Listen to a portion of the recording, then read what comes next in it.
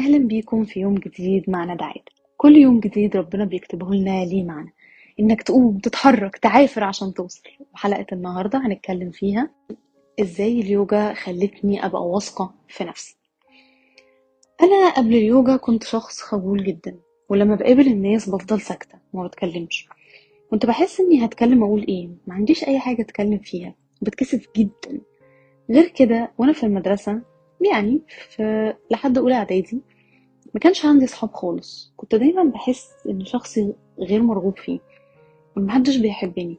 حتى مع قرايبي لما العيلة كانت بتتقابل كنت بفضل ساكتة، يفضلوا كده ينكشوني عشان اتكلم، بس انا ما كنتش بحب اتكلم. كنت بحس ان انا مش عارفة، ممكن تبقى عدم ثقة بالنفس او خوف مثلا من ان انا اقول اي كلام، يعني مش عارفة بصراحة، لان انا ساعتها كنت صغيرة قوي. فكنت بفضل ساكتة ما بحبش اتكلم. اما عرفت اليوجا، انا عرفتها كنت في تانية اعدادي، اكتشفتها كده كانت على التلفزيون بالصدفة. كنت بتفرج على برنامج كده، مش عارفة تفتكروه ولا لأ. كان على قناة دريم. بصراحة مش فاكرة كان اسمه ايه، غالبا شبابيك. المهم فلقيت يوجا انستراكتور كده بتتكلم عن اليوجا وبتتحرك وبتنزل وبتتنطط فانا طبعا زي كل المصريين يعني فاكرة ان اليوجا بنبقى قاعدين مربعين رجلينا وايدينا عاملة كده. انتوا اكيد فاهمين انا بتكلم في ايه. فلما شفتها وهي كده بتتحرك وبتتنطط وبتروح وبتيجي، زادت تساؤلات كده في دماغي، اللي هو ايه اللي هي بتعمله ده، هو ده اليوجا؟ احنا ما نعرفش ان دي اليوجا، يعني ما اعرفش ان اليوجا فيها حركات وحاجات كده، يعني طول عمرنا فاكرينها meditative pose وخلاص. فالموضوع أثار فضولي شوية، لأن أنا ساعتها كنت كان نفسي أبقى باليرينا actually زمان. ف... فبالنسبة لي أي حاجة هتبقى تساعد جسمي ان هو يكون مرن هتخليني مبسوطة. فدخلت اقرا عنها اكتر، كان ساعتها بقى جوجل لسه في بداية حياته كده. فدخلت اقرا عنها اكتر، وبرضو انا كان عندي دايما مشكلة في القولون، وبطني كانت على طول منتفخة. طبعا انا فهمت دلوقتي هي ليه كانت منتفخة، مش ده موضوعنا دلوقتي. فكنت داخلة ادور على بوزز معينة تساعدني اني اقوي عضلات بطني. وانا يوجولي ما كنتش بحب الجيم قوي، يعني ما كنتش بحب الماشينز والحاجات دي. لا انا بحب الحركه، اللي هو دانسينج، حاجات كده في اللطيف يعني، لكن مش بحب بقى ماشين وعاش والحاجات دي. فعشان كده اتجهت اكتر لفكره اليوجا، بدات اتعمق فيها اكتر، بدات اقرا عنها اكتر. وما دخلت ثانويه عامه نسيت الموضوع خالص، لاني كنت مركزه اكتر في المذاكره. واول بقى ما بدات رحلتي مع اليوجا بدات اتغير، واقول لنفسي بواجهها، وابدا اتكلم مع الناس. حتى لو ما حبونيش ما كانش فارق معايا قوي، بس كان فارق معايا ان انا اكسر حته الخوف دي جوه نفسي، واني ابدا اعرف شخصيتي ايه وابينها للناس، حتى لو الناس ما تقبلتهاش ما كانش فارق معايا. بدات اعمل كده فعلا. واول ما دخلت اعدادي بدا يبقى عندي اصحاب، بقى عندي جروب صغير كده. الجروب ده سبحان الله انت هتحس بقى ان ربنا فتح عليا فجأة كده، وبقى عندي صحاب بقى من كل حتة، من المدرسة ومن النادي واصحاب اخواتي. ودايما كنت بصاحب الناس اللي اكبر مني، معرفش ليه، بس غالبا يعني كان مخي اكبر من مخ الناس اللي حواليا. فكنت بحب اكتر اتعامل مع الناس اللي مخها كبير، كنت بحس ان هما بيفتحوا لي مخي كده، وبيفتحوا لي دماغي كده يعني. فبقيت واثقة في نفسي أكتر. فما دخلت الجامعة في الأول جالي شوية اكتئاب كده، مش عايزة أسميهم اكتئاب اكتشلي، بس هنقول إن هي يعني خوف من تغيير من مرحلة لمرحلة. وده وضع طبيعي جدا في سن حد كان عنده لسه 20 سنة، ساب بقى أصحابه اللي هو أصلا عملهم على كبر. فساب بقى أصحابه، ساب خلاص، بدأ لما بقى عنده comfort zone هوبا هيروح حتة تانية. فالمفروض ان هو يبدأ من اول وجديد. فلما دخلت الجامعة فعلا جالي حالة مش لطيفة. ساعتها سافرت مع اختي يوجا ريتريت، كان لمدة 3 ايام، وفي ال3 ايام دول انا كنت اصغر واحدة في الريتريت ده.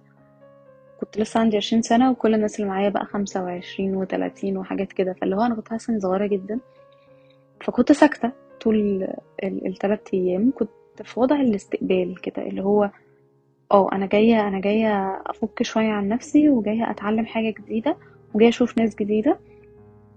مش فارق معايا إن أنا كوميونيكيت معاهم قوي، قد ما فارق معايا إن أنا اخد من خبراتهم. وده يساعدني ان انا احسن من نفسي لما ارجع. وفعلا رجعت وكأني واحدة تانية خالص، مقبلة على الحياة ومتفائلة، وعندي استعداد للمرحلة الجديدة اللي لسه هبدأها، وهي مرحلة الجامعة. ساعتها قررت ان اليوجا هتبقى جزء مهم جدا في حياتي، اقدر اساعد بيها نفسي واساعد بيها الناس التانية. وبدأت احضر مع مدربين كتير قوي في اليوجا. على ايامي ساعة لما بدأت يوجا بجد كانت في 2015، ما كانتش لسه اليوجا معروفة قوي في مصر يعني زي دلوقتي. كان حوالي مثلا 100 مدرب، ده لو قلنا ان هم كانوا 100 مدرب يعني. بدأت أحضر مع ناس كتير وأجرب أنواع يوجا كتير، وأخدت بقى كورسات في الهيلينج. أخدت برانيك هيلينج، بدأت ريكي، بس بدأت ريكي من سنتين actually. بدأت أخد كورسز تأمل، أعمل مديتيشن ازاي لوحدي في البيت.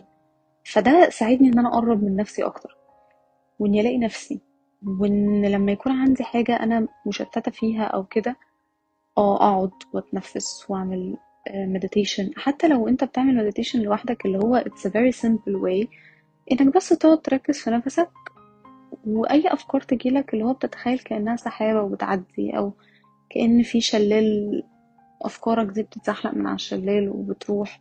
متفكرش فيها، ما بتحكمش عليها. ممكن تفتح مزيكا هادية، ممكن ما تفتحش مزيكا اصلا، ممكن تقعد بس تركز في نفسك. فاللي هو it's a very simple way، لكن صدقوني it's effective. فلما اتعلمت الحاجات دي، بدأت ان انا اعرف ناس كتير، وبدأت ربنا يبعت لي بقى ناس بجد بتحبني، والناس تبقى حابة انها تقعد تتكلم معايا وتستفيد من معلوماتي. فحسيت ان هي دي الحاجة اللي ربنا خلقني عشانها، جنب هوايتي الأساسية اللي هي الرسم. أنا بحب الرسم جدا من وأنا صغيرة، ودي كانت أول موهبة تظهر عليا. بغض النظر، أنا عندي مواهب كتير قوي، بحب حاجات كتير قوي، أي حاجة ريليتد للفن أنا بحبها. وأنا شفت اليوجا من منظور الفن برضو، إنه إزاي الجسم بيتحرك بشكل انسيابي وبهدوء، وتحس إن هو كده في ريتم كده. فأنا شفت اليوجا من منظور فني أكتر من منظور تشريح ومنظور عضلي وكده يعني. عشان كده اليوجا محببة لقلبي عن رياضات تانية كتير.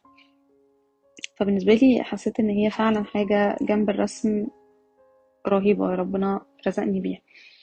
ممكن اكون ساعات بحس ان لسه ملقتش نفسي قوي، او اني تايهة، وده طبيعي لان احنا بني ادمين. مش شرط نجاحي في اليوجا يخليني اكمل فيها طول عمري، لا بالعكس. ممكن نجاحي في اليوجا يفتح لي ابواب تانية كتير برضه ليها علاقة بالحاجات اللي انا بحبها related للفن.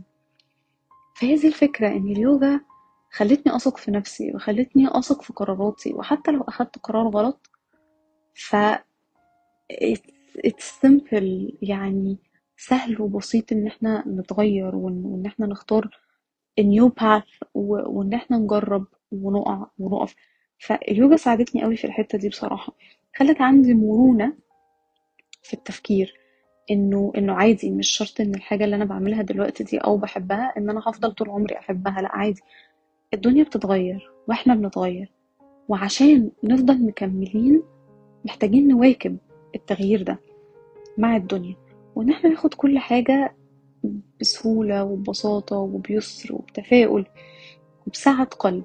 فالتأمل واليوجا والريكي والبرانيك هيلينج، الحاجات دي كلها ساعدتني اني اقرب من نفسي اكتر، واني كمان اقرب من ربنا اكتر. التزمت اكتر في الصلاة وبعلاقتي مع ربنا، وبالأدعية اللي بدعيها، وقراءتي للقرآن.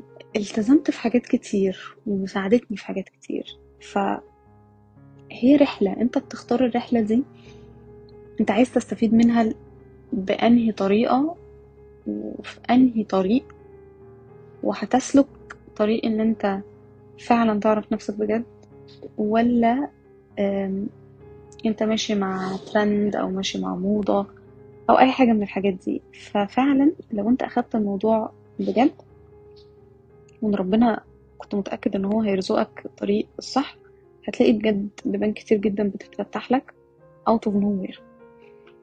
فاليوجا خلتني اقرب من ربنا اكتر، واثق في اختياراتي وفي نفسي، واتعلم من اخطائي، وساعد ناس كتير ان هم يكتشفوا نفسهم ويقربوا منها ويحبوها.